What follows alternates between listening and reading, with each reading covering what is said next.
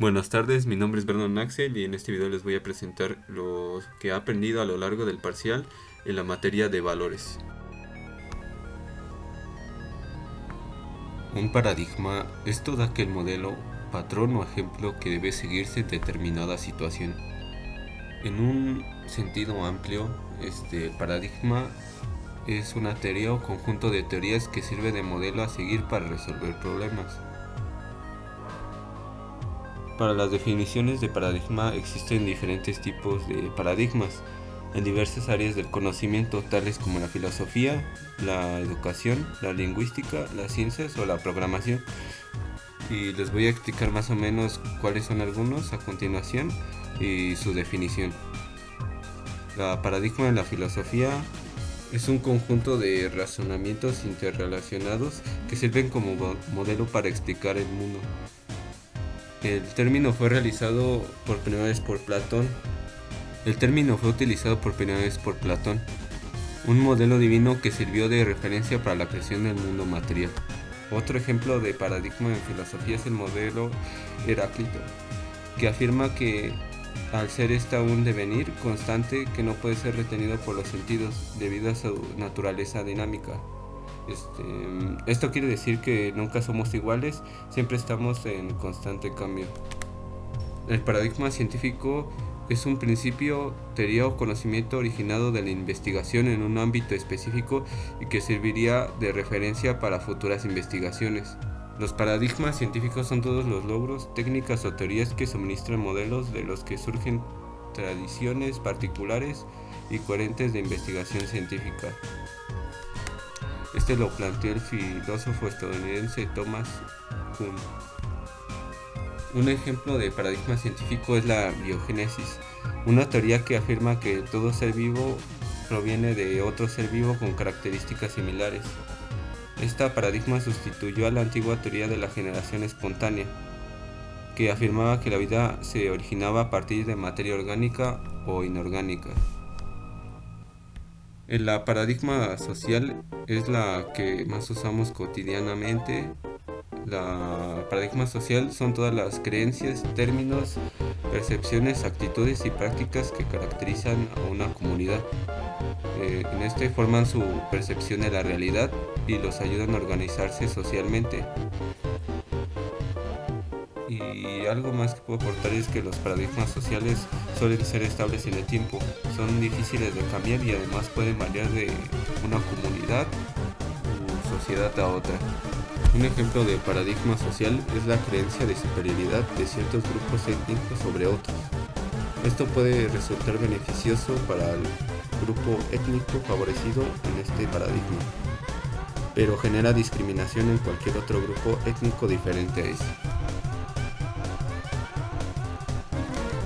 Ahora les voy a explicar el paradigma educativo. El paradigma educativo es un modelo utilizado para comprender y analizar métodos de aprendizaje, así como para desarrollar nuevas maneras de adquirir conocimiento. A su vez, un paradigma educativo puede estar sustentado en otros tipos de paradigmas psicológicos. Por ejemplo, está el paradigma cognitivo, el sociocultural, el humanista y el conductista. Un ejemplo de paradigma educativo son las clases en línea, que son un modelo de enseñanza alternativa al paradigma de las clases presenciales. Por ello, requiere estrategias de aprendizaje adecuadas a su naturaleza digital. Ahora les voy a dar una breve definición de lo que es prejuicio, estereotipo y disonancia cognitiva. El prejuicio es un juicio o opinión generalmente negativo que se forma inmotivadamente de antemano y sin el conocimiento necesario. El estereotipo es un conjunto de creencias sobre los atributos asignados de un determinado grupo social. Surgen por el proceso cognitivo de categorizar, es decir, de colocar a un grupo, a un objeto o una persona, o también a animales. La disonancia cognitiva es una teoría en la psicología social. Se refiere al conflicto mental que ocurre cuando los comportamientos y creencias de una persona no concuerdan. También puede suceder cuando una persona tiene dos creencias que se contradicen entre sí. A continuación les voy a explicar algunos mecanismos de defensa o estrategias para mantener el equilibrio psicológico.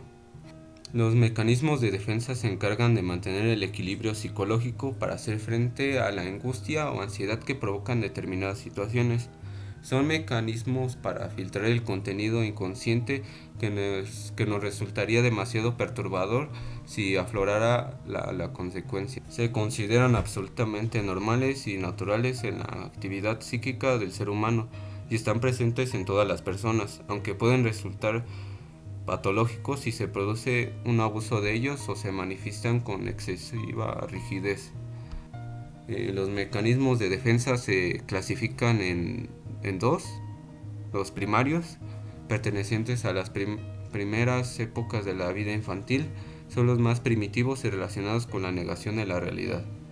Y están los secundarios, que aparecen en épocas de desarrollo posteriores. Son mecanismos más elaborados y evolucionados. La negación supone el rechazo a aceptar algo que sucede en relación con una fase egocéntrica y primitiva de la evolución como persona. Ante un acontecimiento desagradable, el sujeto hace como que no ha sucedido o que no existe. Es un mecanismo de defensa que resulta adaptativo ante determinadas situaciones, aunque si se extiende en el tiempo representa una seria psicopatología. El retraimiento se produce un alejamiento de la realidad mediante sueños o fantasías para evitar el estímulo desagradable. Un ejemplo claro es el bebé estresado o sobreestimulado que protege quedándose dormido. Esta no es una negación de la realidad propiamente dicha, sino un distanciamiento de esta. La proyección es la incapacidad de reconocer determinados sentimientos como propios. El sujeto los proyecta en los demás. De esta forma libera su malestar con una distorsión de la realidad. Puede existir una proyección positiva de virtudes y otra negativa de defectos. Control omnipotente, basado en la creencia de que todo lo que se desea se puede conseguir. La persona no es capaz de reconocer la existencia separada del resto con una voluntad distinta de la suya. En sus manifestaciones más extremas, unas metas poco realistas pueden ser la causa de trastornos como la depresión. La disociación, en la disociación, el sujeto se desconecta de la situación para conseguir sobrellevar la experiencia traumática, creando incluso una representación de sí mismo. De esta forma consigue aislarse de la realidad. Cuando no es pasajero y se mantiene en el tiempo, puede originar graves trastornos de personalidad.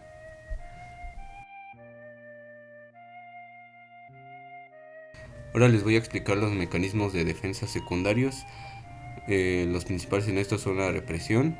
Consisten en el olvido voluntario de la experiencia traumática o de los sentimientos o deseos asociados que resultaron perturbadores. Se excluye este hecho a sus afectos de la conciencia y se entierra en el inconsciente. La regresión es el proceso inconsciente que el sujeto pone en marcha para regresar a etapas infantiles ya superadas de su desarrollo. De esta forma evita el conflicto que se suponen los cambios y el propio desarrollo. Si se prolonga en el tiempo, este mecanismo de defensa puede resultar muy problemático. Un ejemplo típico es el niño que vuelve a orinarse en la cama cuando nace un hermano. El desplazamiento consiste en la redirección y la focalización de las emociones en un aspecto o objeto diferente del motivo real que origina nuestra preocupación, ya que resulta demasiado desagradable. Permite descargar los afectos con menos peligro. Es uno de los principales mecanismos de defensa que aparecen en las fobias. La subliminación se basa en la búsqueda inconsciente de vías alternativas para conseguir la descarga de deseos o impulsos prohibidos o mal vistos socialmente. Es un escape adaptativo para dichos impulsos. En lugar de luchar contra ellos, se produce la descarga a través de otro impulso socialmente aceptable. Ejemplos básicos son la satisfacción a través del arte como nuevo destino de las pulsiones sexuales, o el cirujano que canaliza en el quirófano para sus impulsos sádicos. Ahora les voy a explicar algunos tipos de liderazgo establecidos por Goleman. El liderazgo directivo se centra en que sus colaboradores cumplan de inmediato con sus instrucciones. Es recomendable utilizarlo en situaciones críticas, ya que el abuso puede provocar la pérdida de compromiso por parte del equipo y la fuga del talento.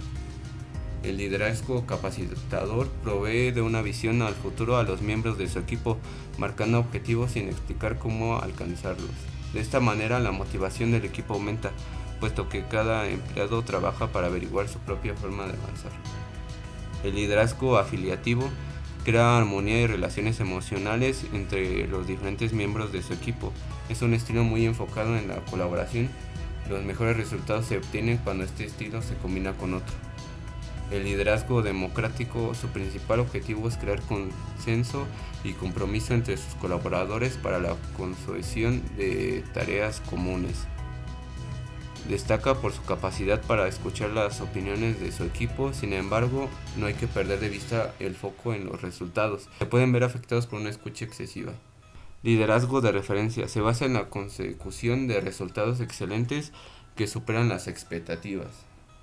Liderazgo de coaching ayuda a que sus colaboradores se desarrollen profesionalmente para conseguir su máximo potencial en el largo plazo. Continuamente proporciona feedback a su equipo, así como orientación sobre su desempeño profesional. El diagrama de Gantt es muy usado en la gestión de proyectos. Es un gráfico de barras horizontales que se usa para ilustrar el cronograma de un proyecto, programa o trabajo. Es una forma de visualizar la programación de tu proyecto, de dar seguimiento a los logros y de estar siempre familiarizado con el cronograma de tu trabajo. Cada barra de un diagrama de Gantt representa una etapa del proceso o una tarea del proyecto y su longitud la duración de la tarea. Cuando los miras en perspectiva, los diagramas de Gantt ofrecen a los miembros del equipo un panorama general acerca del cuál es su trabajo, qué hay que hacer, quién lo hace y cuándo. Gracias a los programas de gestión de proyectos en la nube de los diagramas de Gantt pueden actualizarse y sincronizarse de forma rápida para todos los miembros del equipo a la vez. Bueno, y hasta aquí acaba mi retroalimentación sobre todos los temas que vimos en este parcial. Espero que le haya gustado el video, profesora, y deje su like.